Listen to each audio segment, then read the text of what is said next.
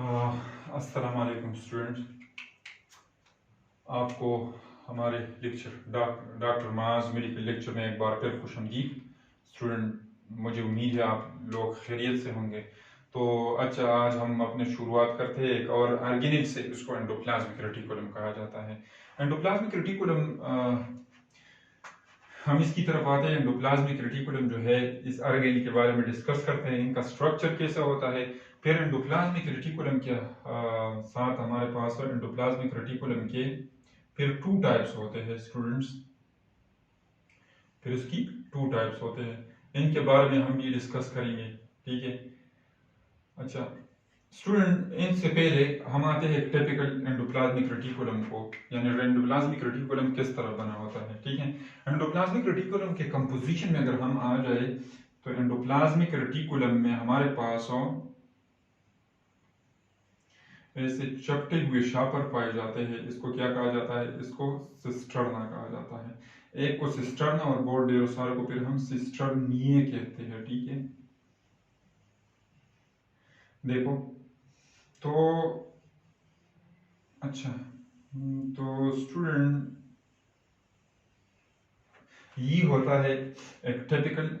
इसके साथ साथ जो है स्टूडेंट, इसके साथ साथ वेसिकल भी पाए जाते हैं। ठीक है। इनके बारे में हम भी थोड़ी देर बाद डिस्कस करने वाले हैं कि ये क्या चीज़ें होती हैं। ठीक है। तो ये इसमें स्टूडेंट, अगर हम एक को जूम कर ले, ये हमारे पास एक एंडोप्लाज्मिक रेटिकुलम का टिपिकल एंडोप्लाज्मिक रेटिकुलम का स्ट्रक्चर होगा। लेकिन असल में किस तरह होता है स्टूडेंट, देखो इसको अगर हम देख लें तो इसका स्ट्रक्चर जो है रियलिटी में ये इस तरह होता है। ये चपटे हुए शापर से बना हुआ होता है। ठीक है। ये अंदर जो होता है स्टूडेंट्स, अंदर ये इसको कहते हैं, ये अंदर, इसको हम फिर क्या कहते हैं स्टूडेंट, इसको हम ल्यूमन कहते हैं। लेकिन पहले हम इस स्ट्रक्चर को, इसमें से एक पार्ट को आप उठाए, इसको हम कहेंगे सिस्टर्ना। क्या कहेंगे? सिस्टर्ना। और फिर इसका प्लूरल क्या होगा? इसका मजमुआ, ये 1 2 3 4 एंड सो ऑन। ठीक है। ये फिर इसको कलेक्टिवली यहाँ से सिस्टर्ना, ए को हटा के NEA लगा दिए, सिस्टर्निये, तो इसका प्लूरल बन जाता है। ठीक है स्टूडेंट। और फिर इसके साथ क्या होते हैं स्टूडेंट, इसके साथ होते हैं वेसिकल। ठीक है स्टूडेंट, वेसिकल।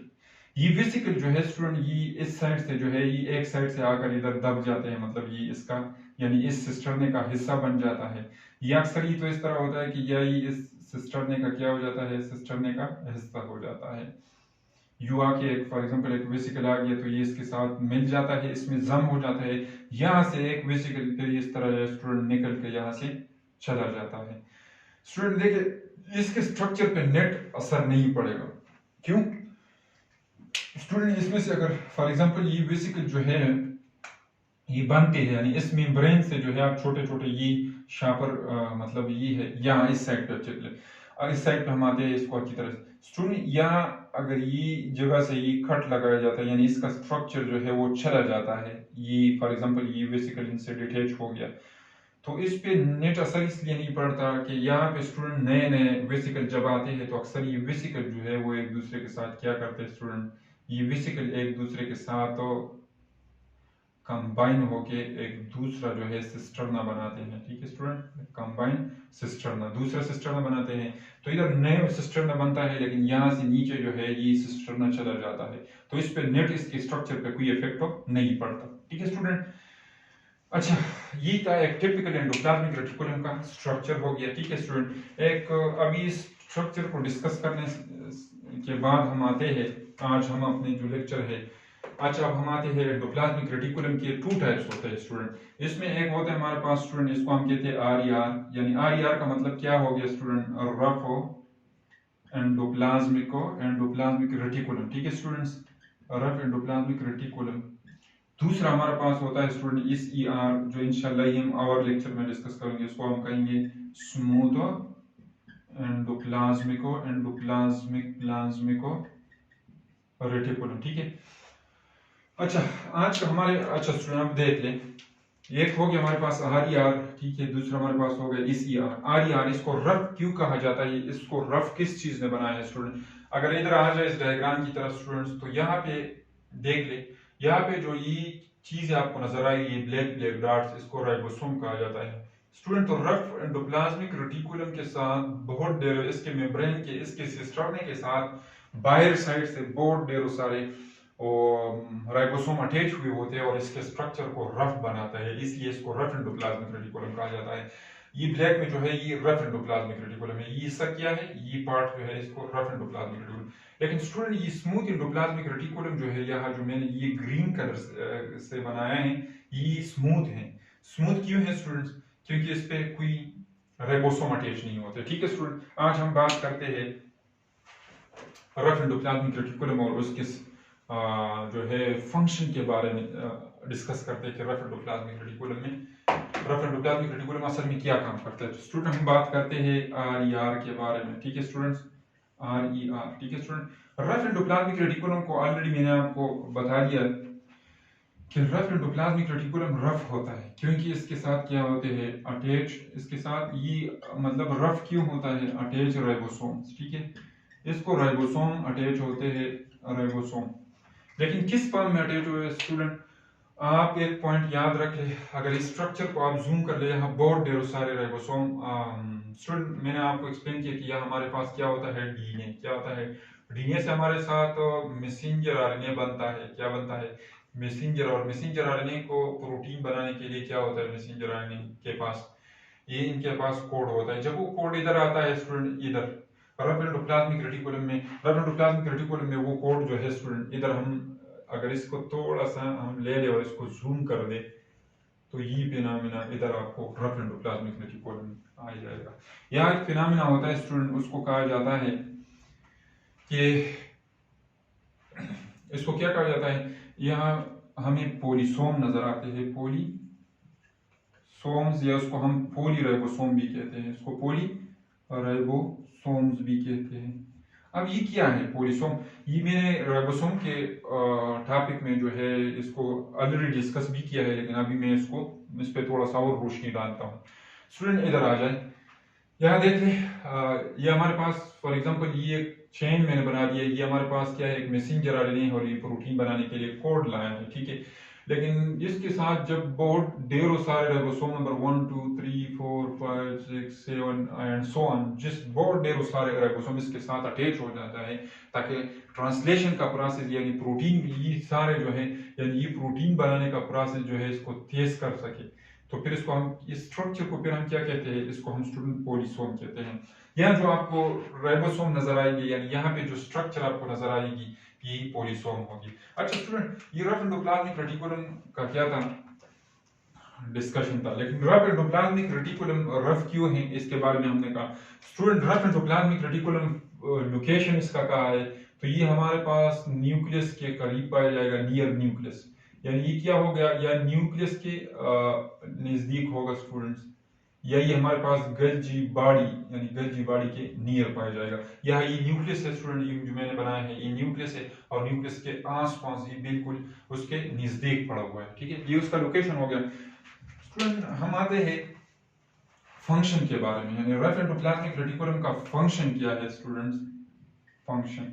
तो स्टूडेंट्स बुक में ऐसा लिखा हुआ होता है, यानी स्टूडेंट्स बोलने में ये आता है बहुत ढेर सारे में कि this is a site of a protein synthesis, site of a, यानी यहाँ हमारे साथ क्या होते हैं, प्रोटीन सिंथेसिस होती है, प्रोटीन सिंथेसिस होती है। किस तरह होती है स्टूडेंट्स, देखिए स्टूडेंट अगर आपको याद हो, मैंने आपको कहा था कि हमारे साथ राइबोसोम क्या है, ये हमारे पास मशीनरी है। क्या है, एक मशीन है, एक मशीनरी है हमारे साथ, ये क्या करते हैं, प्रोटीन बनाते हैं। ठीक है, लेकिन जब ये मशीन जो है ये रफ एंडोप्लाज्मिक रेटिकुलम के ऊपर पाए जाते हैं, तो इसी वजह से स्टूडेंट इन मशीन की काम की वजह से इसको रफ एंडोप्लाज्मिक रेटिकुलम का फंक्शन क्या दिया गया है कि वो साइट है जहाँ पे हमारे साथ हो राइबोसोम मौजूद है, और राइबोसोम किस अंदाज में, किस पेशेंट में मौजूद है, पोलीसोम या पोलीराइबोसोम की शक्ल में मौजूद है, और वो हमारे साथ क्या करते हैं स्टूडेंट, बहुत ढेरों सारे प्रोटीन बनाते हैं।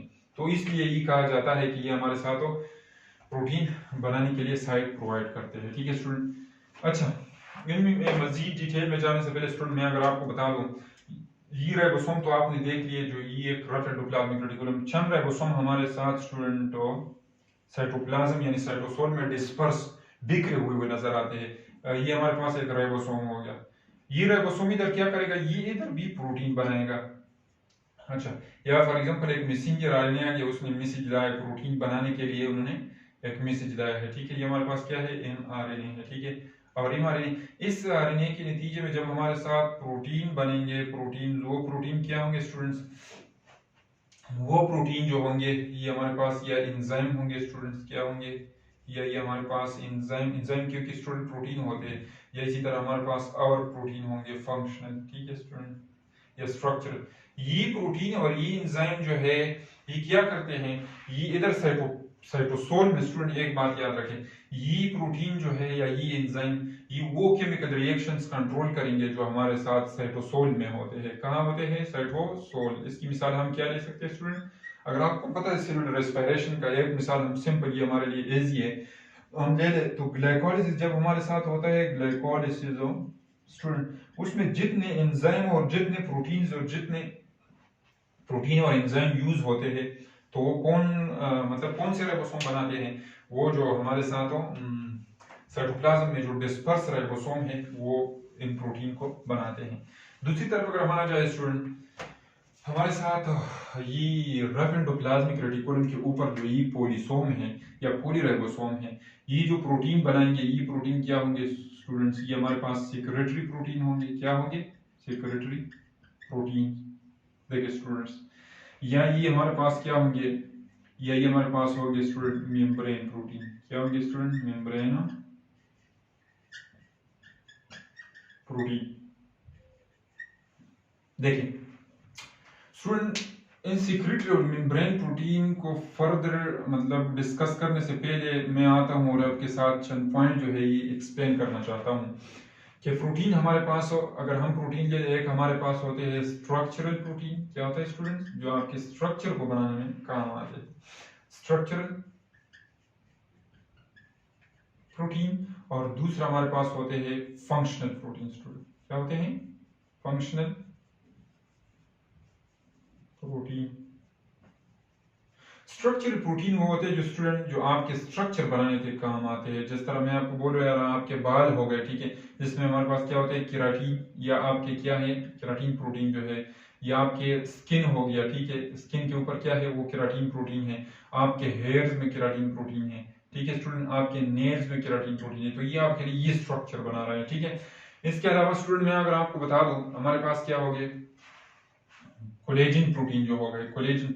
तो कोलेजन प्रोटीन की फिर बहुत ढेरों टाइप होती है, लेकिन सिंपल ये हमारे साथ क्या करते हैं, ये कोलेजन प्रोटीन हमारे साथ बोन्स बनाने में काम आते हैं, या जो आपकी हड्डियां बनी हुई, ये आपके साथ कार्टिलेज बनाने में आपकी मदद करते हैं, ठीक है। ये कोलेजन प्रोटीन जो है ये आपके साथ कनेक्टिव टिश्यू में और भी जगहों पे पाए जाते हैं। तो ये हमारे पास क्या हो गया, ये स्ट्रक्चरल प्रोटीन हो गए। इनके अलावा स्ट्रक्चरल प्रोटीन का दूसरा मिसाल अगर हम रहे कौन से स्ट्रक्चर बनाते हैं, देखिए स्टूडेंट, ये अगर हम आ जाए सेल मेम्ब्रेन की तरफ, ठीक है स्टूडेंट, यहाँ पे सेल मेम्ब्रेन जो है ये एक स्ट्रक्चर है ना, सेल मेम्ब्रेन, ये सेल मेम्ब्रेन जो है, यानी फॉर एग्जांपल या न्यूक्लियर मेम्ब्रेन जो है या दूसरे ऑर्गेनेल के मेम्ब्रेन, ये सारे मेम्ब्रेन जो है, ये सारे मेम्ब्रेन जो बनाते हैं ये प्रोटीन, फिर कौन से प्रोटीन हो गए, ये उसके स्ट्रक्चर बनाएंगे। तो ये हमारे साथ कौन से प्रोटीन होंगे, स्ट्रक्चरल प्रोटीन होंगे। दूसरी पोजीशन पे अगर हम आ जाए फंक्शनल प्रोटीन, तो फंक्शनल प्रोटीन क्या होते हैं स्टूडेंट्स, उसकी मिसालें हम ले सकते हैं। एंजाइम आप ले लें, आपके बॉडी के अंदर एंजाइम जो है ये हमारे पास फंक्शनल प्रोटीन है। दूसरे हमारे पास काफी हार्मोन्स होते हैं जो नेचर में प्रोटीन, जैसे इंसुलिन और ग्लूकागान, इनको अगर हम ले लें तो ये प्रोटीन हमारे साथ क्या है, वो फंक्शनल है, ठीक है। इसके साथ अगर आप स्टूडेंट एंटीबॉडीज ले लें, स्टूडेंट क्या ले लें, एंटीबॉडीज हो, तो ये हमारे इम्यून सिस्टम में हेल्प करते हैं, ठीक है स्टूडेंट। ये हमारा इम्यून सिस्टम का हिस्सा है, यानी जरासीम के खिलाफ यानी WBC व्हाइट ब्लड सेल का ये क्या है, व्हाइट ब्लड सेल जो है वो इस एंटीबॉडीज को बनाते हैं, ठीक है। और फिर क्या करते हैं, हमारे साथ ये बॉडी में ये फंक्शन करते थे, जरासीम के खिलाफ लड़ते हैं। तो ये था हमारे पास स्टूडेंट, एक हमारे पास होती है स्ट्रक्चरल प्रोटीन, दूसरा हमारे पास होती है फंक्शनल प्रोटीन। ये छोटा सा डिस्कशन था, तो इसलिए मैंने आपके सामने एक्सप्लेन कर दिया कि आज के बाद आपके लिए ऑनवर्ड जो है कोई प्रॉब्लम ना हो स्टूडेंट। अच्छा हम आते हैं, अब देखिए जरा स्टूडेंट, देखिए एक इधर जो हमारे पास प्रोटीन बनेंगे स्टूडेंट, वो दो ने मतलब उसकी दोनों ये हमारे पास ये सिक्रेटरी प्रोटीन होंगे स्टूडेंट, या क्या होंगे मेम्ब्रेन प्रोटीन। सिक्रेटरी प्रोटीन का मतलब क्या है, या तो वो हमारे साथ क्या है एंजाइम हो सकते हैं, क्या हो सकते हैं एंजाइम, यानी लिक्विड पोर्शन, मतलब ये कि स्टूडेंट लिक्विड यानी सिंपल याद रख ले एंजाइम, ठीक है। ये आपके साथ क्या हो सकते हैं, ये आपके साथ हो हार्मोन्स हो सकते हैं, क्या हो सकते हैं स्टूडेंट्स हार्मोन्स। देखिए स्टूडेंट्स, आप बॉडी की तरफ जिस पार्ट की तरफ जाएंगे, या फॉर एग्जांपल मैं आपको कह दूं हमारे बॉडी में जो है ऐसे सेल्स भी होंगे जो हमारे साथ हार्मोन बनाएंगे, और ऐसे सेल भी होंगे जो एंजाइम बनाएंगे। देखिए स्टूडेंट, मैं इसका सिंपल मिसाल ये देता हूँ कि फॉर एग्जांपल अगर हम ले लें, ये एक ग्लैंड लेता हूँ मैं, सिंपल ग्लैंड बनाता हूँ, इसका ग्लैंड का डक्ट हो गया, ठीक है। ये उसके अंदर क्या हो गया स्टूडेंट, ये उसके अंदर हमारे पास हो उसके सेल हो गए, ठीक है स्टूडेंट। इधर जो ये सेल है, इस सेल का देखिए, इस सेल का जो रफ एंडोप्लाज्मिक रेटिकुलम है वो हमारे साथ एक प्रोटीन बना देगा स्टूडेंट। ये हमारे साथ जब प्रोटीन बनाएंगे, वो प्रोटीन क्या होंगे, वो सिक्रेटरी प्रोटीन, या तो वो एंजाइम होंगे और या क्या होंगे हार्मोन। इसकी मिसाल क्या ले, इसके मिसाल अगर हम ले लें स्टूडेंट्स, तो ये हमारे पास हो स्लाइवरी ग्लैंड को अगर आप ले लें, इसको फॉर एग्जांपल अगर मैं स्लाइवरी ग्लैंड को बोलो, ठीक है। तो स्लाइवरी ग्लैंड हमारे पास एक एंजाइम को प्रोड्यूस करता है, यानी मतलब स्लाइवरी सिक्रीशन करता है, और उसमें हमारे पास क्या होता है स्लाइवा जो होता है स्लाइवा, ठीक है। उसमें हमारे पास एक एंजाइम होता है, उसको हम क्या कहते हैं स्लाइवरी अमाइलेज। क्या होता है स्टूडेंट, इसमें हमारे पास अमाइलेज एंजाइम होता है। ये स्टूडेंट एंजाइम का काम क्या है, ये मैं बाद में इंशाल्लाह आपको एक्सप्लेन करूंगा, लेकिन जब ये माउथ की तरफ आता है तो ये हमारे पास कार्बोहाइड्रेट्स जो है उसकी डाइजेशन में हेल्प करता है, उसकी केमिकल डाइजेशन में हेल्प करता है। बिल्कुल इसी तरह स्टूडेंट्स, अगर हम हार्मोन की मिसाल, एंजाइम की मिसाल हमने एक ये ले ली, ठीक है, स्लेवरी ग्लैंड के वहां से हमारे पास हो एमाइलेज एंजाइम, एमाइलेज हो, ये एक एंजाइम है। तो ये हमारे पास क्या है सिक्रेटरी प्रोटीन है। तो ये इस स्लेवरी ग्लैंड से, इसी तरह अगर स्टूडेंट आप फॉर एग्जांपल मैं अगर आ जाऊं इधर, इस ग्लैंड को हटा दूं और यहाँ से हम आ जाए, हम स्टूडेंट अगर पिंक्रियास को ले लें, तो पिंक्रियास के अंदर जो हमारे पास स्टूडेंट वो एसिनर सेल होते हैं, इसको क्या कहते हैं स्टूडेंट, या एसिनर सेल, मैं इसके डिटेल में नहीं जाऊंगा। लेकिन ये हमारे साथ क्या करता है स्टूडेंट, ये हमारे साथ पिंक्रियाटिक जूस रिलीज करता है, पिंक्रियाटिक जूस। तो पिंक्रियाटिक जूस के अंदर क्या होता है स्टूडेंट, उसके अंदर हमारे पास पिंक्रियाटिक एमाइलेज होता है। क्या होता है पिंक्रियाटिक एमाइलेज, ठीक है स्टूडेंट। ये पिंक्रियाटिक अमाइलेज जो है ये एंजाइम है, इधर स्लेवरी ग्लैंड से भी ये एंजाइम है। इन एंजाइम का काम क्या होता है स्टूडेंट, इसमें और भी डिफरेंट टाइप्स के एंजाइम होते हैं, लेकिन इन सारे एंजाइम का काम ये देखो स्टूडेंट्स, सिंपल मैं क्या बताने वाला था, सिंपल मैं आपको ये बता दूं कि एंजाइम तो इन पोजीशन से रिलीज होता है स्टूडेंट्स, ठीक है। इसी तरह अगर आप हार्मोन की मिसाल ले ले, तो यहाँ पिंक्रियास से हमारे पास क्या होते हैं इंसुलिन, ठीक है स्टूडेंट, इंसुलिन और ग्लूकागॉन, इंसुलिन और ग्लूकागॉन, ये दोनों भी नेचर में क्या है हार्मोन है स्टूडेंट्स। तो देखो मैंने आपको ऑलरेडी इधर बताया हमारे साथ क्या होते हैं हार्मोन, और हमारे साथ दूसरे पोजीशन पे क्या होते हैं एंजाइम। ये सारे नेचर में क्या है प्रोटीन है। ये मैंने आपको कहा कि रफ एंडोप्लाज्मिक, तो ये कौन बनाएगा, ये इधर स्टूडेंट जिस तरह मैंने आपको ग्लैंड की मिसाल दी, वहां के सेल में जो रफ एंडोप्लाज्मिक रेटिकुलम होगा वो उसको बनाएगा। या इधर अगर हम इस पिंक्रियास की तरफ आ जाए, तो इस पिंक्रियास में हमारे साथ क्या होगा, इसमें जो अगर हम आइलेट्स अपलिंगरहन की तरफ आ जाए, तो ये हार्मोन जो बनाएंगे ये हमारे साथ क्या है, ये प्रोटीन है। देखिए तो ये कौन बनाएगा, ये हमारे पास रफ एंडोप्लाज्मिक रेटिकुलम बनाएगा, इसके सेल के रफ एंडोप्लाज्मिक रेटिकुलम में, जिस तरह मैंने आपको पिंक्रियाटिक एमाइलेज, तो पिंक्रियाटिक एमाइलेज में जो है हमारे पास इसिनर सेल के जो रफ एंडोप्लाज्मिक रेटिकुलम होगा वो ये बनाएगा। अच्छा देखिए स्टूडेंट, एक तो ये होते हैं सिक्रेटरी, ठीक है। तो अब सवाल ये बताओ, दूसरे हमारे पास होते हैं स्टूडेंट्स मेम्ब्रेन प्रोटीन, वो प्रोटीन जो हमारे पास मेम्ब्रेन के काम आता है, तो वो भी यहाँ बनेंगे स्टूडेंट। यहाँ फॉर एग्जांपल मैं आपको कह रही, ये हमारे साथ ये प्रोटीन बन गया, ठीक है, हमारे साथ तो ये प्रोटीन बन गया, ये प्रोटीन अब आएगा स्टूडेंट इधर आके, ये हमारे साथ क्या करेगा, इधर इस मेम्ब्रेन का हिस्सा हो जाएगा स्टूडेंट। मैंने आपको बताया था यहाँ ये हमारे पास यहाँ इंटीग्रल प्रोटीन का हिस्सा बन जाएगा, इंटीग्रल प्रोटीन ये सिर्फ इंटीग्रल प्रोटीन नहीं स्टूडेंट, मैंने आपको ऑलरेडी बताया था इंटीग्रल प्रोटीन में हमारे पास क्या होते हैं, पार्शियली एम्बेडेड प्रोटीन होते हैं या ट्रांसमेम्ब्रेन प्रोटीन होते हैं। इसके दरमियान जो पेरिफेरल प्रोटीन है, ये सब कुछ जो है ये मेम्ब्रेन के जो प्रोटीन बना रहे हैं, लेकिन सिर्फ सेल मेम्ब्रेन की नहीं। इसी तरह हम ये भी ले सकते हैं कि हमारे पास ये ऑर्गेनेल है, तो ये ऑर्गेनेल का जो मेम्ब्रेन है, यहाँ पे जो प्रोटीन आएंगे वो भी रफ एंडोप्लाज्मिक रेटिकुलम बनाएगा। ये वाला सेल मेम्ब्रेन के जो प्रोटीन जो है वो भी क्या करेगा, वो ये रफ एंडोप्लाज्मिक रेटिकुलम की ये पॉलीसोम या ये पॉलीराइबोसोम बनाएंगे। ठीक है स्टूडेंट्स, तो ये दो किस्म के प्रोटीन बनाते हैं। एक तो मेम्ब्रेन प्रोटीन होंगे स्टूडेंट्स, और दूसरे क्या होंगे, दूसरे प्रोटीन वो होंगे जो बॉडी से एक्सक्रीट होंगे। स्टूडेंट देखिए, इस फिनोमेना पे स्टूडेंट जो कहा जाता है कि रफ एंडोप्लाज्मिक रेटिकुलम की कंसंट्रेशन बहुत ज्यादा होगी, जहां इनके लिए मतलब ये है कि ये टू टारगेट बहुत ज्यादा हो। देखिए स्टूडेंट, इसका मिसाल भी मैंने आपको दे दिया। हमारे पास क्या होते हैं, एंटीबॉडीज बनाते हैं। स्टूडेंट कनेक्टिव टिश्यू के बारे में अगर आपको इल्म हो स्टूडेंट, इंशाल्लाह हम कनेक्टिव टिश्यू के बारे में पढ़ेंगे। ठीक है, तो कनेक्टिव टिश्यू में हमारे पास टू टाइप्स के सेल होते हैं। इसको हम कहते हैं एक प्लाज्मा सेल, ठीक है, प्लाज्मा सेल, ठीक है स्टूडेंट। दूसरे हमारे पास होते हैं फाइब्रोब्लास्ट, ठीक है स्टूडेंट, फाइब्रोब्लास्ट।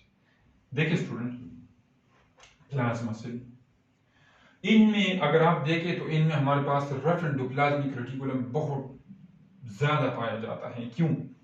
क्योंकि इनका काम क्या है, इनका काम प्रोटीन बनाना है। देखो स्टूडेंट, फाइब्रोब्लास्ट की तरह अगर हम आ जाए तो ये हमारे पास एक सेल होते हैं जो ये अपना ये फॉर एग्जांपल ये उसका न्यूक्लियस है, ये क्या करता है, या एंडोप्लाज्मिक रेटिकुलम ये अपने साथ फाइबर जब बनाते हैं तो फाइबर को बाहर क्या कर दिया जाता है, एक्स्ट्रासेलुलर मैट्रिक्स में डाला जाता है। ये फाइबर कौन से होते हैं, ये कोलेजन होते हैं स्टूडेंट, या ये हमारे पास रेटिकुलर फाइबर भी होते हैं। ठीक है, रेटिकुलर, ये सारे प्रोटीन्स है। और दूसरे हमारे पास ये इलास्टिक फाइबर होते हैं। ठीक है स्टूडेंट, तो इनमें क्या होगा, इन फाइब्रोब्लास्ट में हमारे पास रफ एंडोप्लाज्मिक रेटिकुलम का मिकदार बहुत ज्यादा होगा।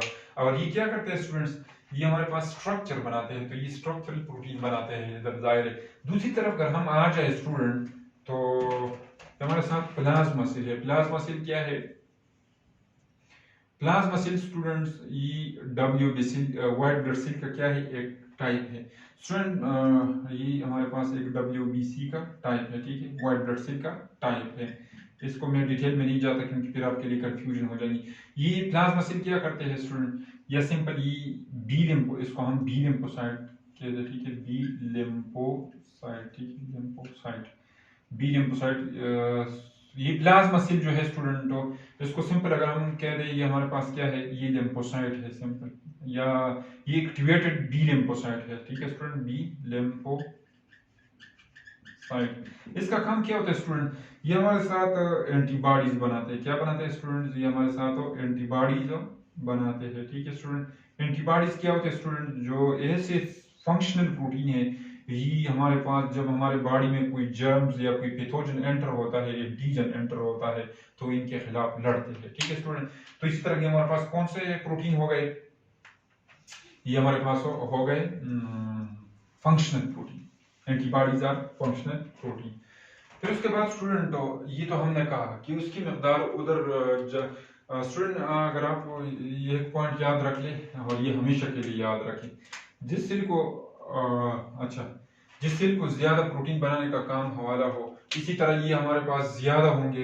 कहा स्टूडेंट, ये हमारे पास डाइजेस्टिव सिस्टम में अगर हम चले जाएंगे तो वहाँ पे हमारे पास स्लाइवरी ग्लैंड जो है, ठीक है, इसी तरह हमारे पास पेंक्रियास के जो एसिनर सेल है, ये सारे जो हमारे पास हार्मोन्स बनाते हैं, यानी वो एंजाइम बनाते हैं, डाइजेस्टिव एंजाइम, तो इनमें ये रफ एंडोप्लाज्मिक रेटिकुलम का तादाद जो है वो ज्यादा होगा। ठीक है, अच्छा स्टूडेंट, एक और बात कहा जाता है कि यहाँ जो प्रोटीन बनती है, यहाँ पे हमारे पास रफ एंडोप्लाज्मिक रेटिकुलम की यहाँ पे पोस्ट ट्रांसलेशनल मॉडिफिकेशन होता है। Post translational modification. Post translational modification का मतलब क्या है, मॉडिफिकेशन। पोस्ट ट्रांसलेशनल मॉडिफिकेशन का मतलब ये है कि जब उसका ट्रांसलेशन होती है, ट्रांसलेशन का मतलब क्या है, जब प्रोटीन बन जाता है, यानी मैसेंजर आरएनए के अंदर जो कोड होता है और उस कोड के नतीजे में जब प्रोटीन बनता है तो इसको ट्रांसलेशन कहा जाता है। फिर इस ट्रांसलेशन के बाद ये प्रोटीन जो ये ग्रीन कलर से मैंने बना दिया है, ये प्रोटीन इस तरह होते हैं स्टूडेंट्स कि ये प्रोटीन किसी खास मतलब ये होता है कि ये एक्टिवेटेड फॉर्म में नहीं होते, ये इनएक्टिव फॉर्म में होते हैं। इसको एक्टिवेशन के लिए क्या करने पड़ती है, इसके लिए मॉडिफिकेशन करनी पड़ती है। तो ज्यादातर मॉडिफिकेशन जो है स्टूडेंट स्टार्ट वो यहाँ पे होता है रफ एंडोप्लाज्मिक रेटिकुलम और खत्म ये कहा हो जाता है वो गल्जी बॉडी। इंशाल्लाह आने वाले लेक्चर में हम इसको एक्सप्लेन करेंगे। लेकिन यहाँ पे हमारे पास क्या होता है मॉडिफिकेशन। मॉडिफिकेशन का मतलब क्या है स्टूडेंट, मैंने आपको कहा कि मॉडिफाई करना। मिसाल के तौर पर हमारे पास एक प्रोटीन बना हुआ है, ठीक है, ये सिंपल में अगर इसको इस तरह ले लो, ठीक है, इस सिंपल में आपके समझाने के लिए ले रहा हूँ, ठीक है। ये हमारे पास एक प्रोटीन बना हुआ है, एक तो ये बहुत बड़ा है, दूसरा क्या है ये प्रिकर्सर है। ये प्रोटीन जो है ये अभी कोई काम का नहीं है, ठीक है। अब इसका क्या करना पड़ेगा, एक तो इसकी मॉडिफिकेशन पड़नी है, इसकी मतलब ये कि फर्दर मॉडिफिकेशन, या तो ये प्रोटीन को क्या करना पड़ेगा, इस प्रोटीन को फर्दर फोल्डिंग की जरूरत होगी, एक तो ये मॉडिफिकेशन हो गया। अगर इसको आप फोल्ड ना कर दे तो ये प्रोटीन, जिस तरह मैंने आपको मिसालें दे दी कि हमारे पास एंटीबॉडीज है या जितने भी एंजाइम है ये सारे, इसकी अगर आप ये फर्दर ये मॉडिफिकेशन नहीं करेंगे तो ये हमारे पास एक्टिव नहीं होगा, तो फिर ये प्रोटीन अपना काम सरअंजाम नहीं देगा, ठीक है। तो इसकी ये होती है, या इसके साथ क्या होता है पोस्ट ट्रांसलेशनल मॉडिफिकेशन का मतलब ये है कि इसका या ग्लाइकोसाइलेशन होता है, क्या होता है ग्लाइकोसाइलेशन। ग्लाइकोसाइलेशन मतलब ये होता है कि या इसके प्रोटीन के साथ आप क्या करते हो, या मैं दूसरे कलर से बनाऊंगा कि हमारे पास रफ एंडोप्लाज्मिक रेटिकुलम में उसके साथ ग्लूकोज का यूनिट जो है या ये इधर अटैच हो जाता है ग्लूकोज, ठीक है। जब आप ग्लूकोज को इसके साथ अटैच करते हो तो इस प्रोसेस को हम क्या कहते हैं, इस प्रोटीन के साथ, तो यहाँ पे कंजुगेटेड मॉलिक्यूल बन जाता है, फिर इसको हम क्या कहते हैं स्टूडेंट, इसको हम कहते हैं ग्लाइकोप्रोटीन। क्या कहते हैं, ग्लाइकोप्रोटीन। स्टूडेंट अगर आपसे कोई पूछ ले, ये इसकी तरफ मैं डिटेल में नहीं जाता, लेकिन ये ग्लाइकोप्रोटीन एक कंजुगेटेड मॉलिक्यूल है, ये हमारे पास प्रोटीन और ग्लूकोज के कॉम्बिनेशन से बना है। और स्टूडेंट अगर आपको याद हो इधर मैंने आपको बताया था कि हमारे पास प्रोटीन है और प्रोटीन के साथ हमारे पास क्या है, इधर इसके साथ ग्लूकोज अटैच है, ठीक है, ये ग्लूकोज है। तो ये सेल मेम्ब्रेन के स्ट्रक्चर पे आपको जो कंजुगेटेड मॉलिक्यूल नजर आया था ग्लाइकोप्रोटीन, तो ये कहाँ बना हुआ है, ये हमारे पास रफ एंडोप्लाज्मिक रेटिकुलम में क्या है, इसका जो मतलब ये है इधर ये कंजुगेटेड मॉलिक्यूल बना हुआ है, ये इसके साथ हमारे साथ गल्जी बॉडी में भी बनता है। उसको हम एक इसका ग्लाइकोसाइलेशन होता है जब आप किसी ग्लूकोज यूनिट को अमीनो एसिड के साथ अटैच करते हो। दूसरा हमारे पास होता है फास्फोराइलेशन। यहाँ पे हमारे पास अमीनो एसिड का फास्फोराइलेशन भी होता है। फास्फोराइलेशन इस तरह होता है कि जब इसके साथ फास्फेट ग्रुप अटैच किया जाता है, फास्फेट। स्टूडेंट देखिए ये फास्फेट ग्रुप इसके साथ अटैच होता है, ये क्या मतलब है, हमारे साथ स्टूडेंट ऐसे बहुत ढेरों सारे एंजाइम है, एंजाइम प्रोटीन है ना। देखिए जब कोई एंजाइम बनते हैं वो हमारे पास इनएक्टिव फॉर्म में होता है। अगर आप चाहोगे कि इसको हम एक्टिवेट कर दें या कोई प्रोटीन है इसको हम एक्टिव फॉर्म में ला ले, तो यहाँ हम क्या करेंगे, यहाँ इस पे फास्फेट ग्रुप को अटैच करना होगा, इसका फास्फोराइलेशन करना होगा, तो फिर ये इनएक्टिव फॉर्म से एक्टिव में कन्वर्ट हो जाएगा, ठीक है स्टूडेंट। फिर इसके साथ हमारे पास क्या होता है, हाइड्रोक्सिलेशन होते हैं। चंद प्रोटीन के हमारे पास क्या होती है, हाइड्रोक्सिलेशन। अब स्टूडेंट हाइड्रोक्सिलेशन का क्या मतलब है, हाइड्रोक्सिलेशन जैसे हमारे पास क्या होता है, हमारे पास हाइड्रोक्सिल ग्रुप हो प्रोटीन के अमीनो एसिड के साथ मतलब किसी जगह में हम हाइड्रोक्सिल ग्रुप को ऐड करते हैं ताकि इनके स्ट्रक्चर को हम मॉडिफाई कर सके और वो फिर जाके जो है अपना स्पेसिफिक फंक्शन कर सके। अदरवाइज अगर इसके हम पोस्ट ट्रांसलेशनल मॉडिफिकेशन नहीं करते तो इसका मसला ये होगा कि आपका प्रोटीन इनएक्टिव रहेगा, वो प्रोटीन आपके बॉडी में किसी काम का नहीं रहेगा, तो फिर इसके बनने का कोई फायदा नहीं है, ठीक है स्टूडेंट। ये था आज हमारे पास रफ एंडोप्लाज्मिक रेटिकुलम के बारे में थोड़ा बहुत डिस्कशन। इंशाल्लाह स्टूडेंट आने वाले लेक्चर में जो है हम स्मूथ एंडोप्लाज्मिक रेटिकुलम और इसके फंक्शन के बारे में पढ़ेंगे। तो यहाँ पे हमारे लेक्चर का अख्तिताम होता है, स्टूडेंट अपनी दुआओं में याद रखिएगा। इंशाल्लाह आने वाले लेक्चर में हम endoplasmic reticulum, smooth endoplasmic reticulum के लेक्चर के साथ दोबारा हाजिर होंगे। अब हम दीजिए इजाजत, अल्लाह हाफिज़।